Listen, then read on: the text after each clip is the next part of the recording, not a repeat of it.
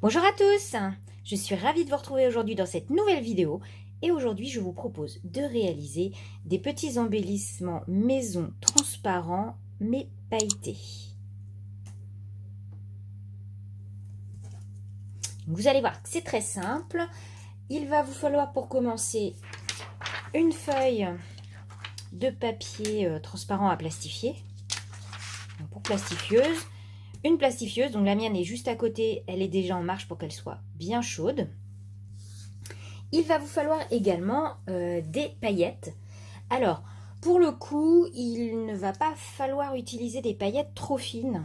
Donc ce genre de paillettes de chez Action ne fonctionne pas bien. Celles-ci sont de chez Crazy Art, elles sont magnifiques, mais ça ne fonctionne pas bien non plus. Et j'ai également utilisé ce style de paillettes extrêmement fines. Et c'est pareil, ça ne marche pas bien. Je vais vous montrer d'ailleurs ce que ça donne. Donc ça, ce sont les paillettes très fines. On ne voit pas grand chose. Après, si vous voulez juste un léger fini irisé, ça peut le faire quand même. Donc ça, ce sont les paillettes de chez Crazy Art. Donc je ne sais pas si vous voyez, en fait, ça a fait des bulles autour de chaque paillette. On a un petit peu un effet givré. Mais c'était pas le rendu que je voulais. Moi, je voulais vraiment quelque chose de pailleté où on voit la couleur. Et donc ça, ce sont les paillettes de chez Action. Donc on est un petit peu pareil. Donc c'est quand même un peu pailleté, mais on a toujours ce côté un peu givré qui enlève la couleur. Ça a fait des bulles autour et donc ça me plaît moins. Donc du coup, on va utiliser plutôt. Alors c'est encore des paillettes de chez Action. Alors il faut de la couleur. C'est vrai que si vous utilisez des paillettes un peu claires, ça ne va pas rendre du tout. Donc j'ai trouvé celle-ci. Alors les...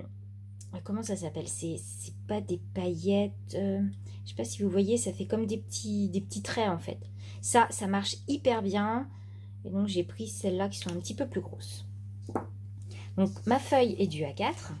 Donc je l'ouvre. Et je vais commencer à déposer mes paillettes.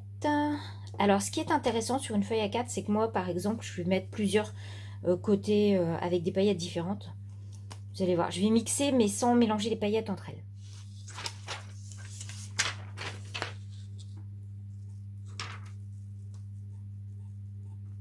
Donc on met une fine couche. Comme moi j'aime beaucoup celle-là, je vais en mettre toute une moitié.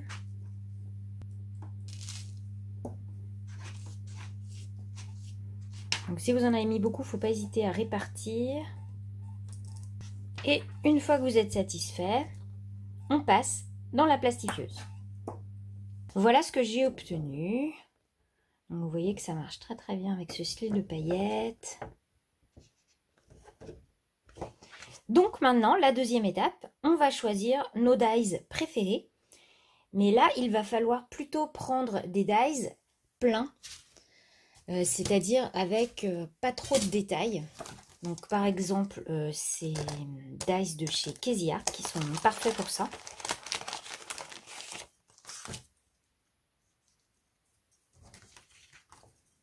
Donc vous posez votre dies, vous découpez autour, donc vous le placez un petit peu comme vous voulez pour voir un peu ce que ça va donner au niveau des paillettes.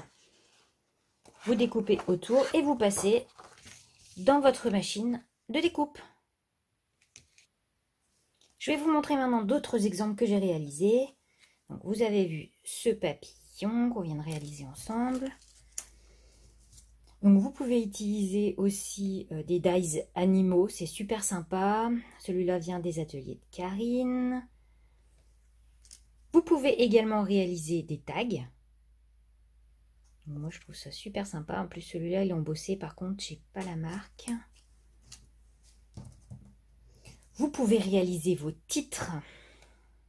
Alors il vous faudra utiliser une écriture un petit peu épaisse pour que les paillettes ressortent bien et peut-être utiliser un coin qui est un petit peu plus chargé en paillettes pour qu'on voit bien le mot. Et bien sûr, on peut réaliser des enveloppes. Donc vous voyez par exemple, j'ai utilisé ce dies là. Donc, je sais que Karine a fait des enveloppes. Hein. Donc c'est pas le modèle que j'ai pris, mais c'est pareil. Donc on replie au niveau des pliures qui sont fabriquées par le dies. Et voilà, Donc pour pouvoir bien garder les pliures, ou vous utilisez un plioir pour bien appuyer. Ce que vous pouvez également faire, c'est repasser repasser dans la plastifieuse une fois que votre enveloppe est fabriquée. Et ça va bien marquer tous les plis, ça va être nickel. Moi j'adore ce style de petites enveloppes là pour mettre dans vos mini-albums. Je trouve ça trop chou. Bon bah j'espère que cette petite vidéo vous aura plu, vous aura donné plein d'idées pour votre scrap. Et puis bah si c'est le cas, n'hésitez pas à mettre un petit pouce vers le haut, à vous abonner si ce n'est pas encore fait. Et moi je vous dis à très vite dans une nouvelle vidéo. Bye bye!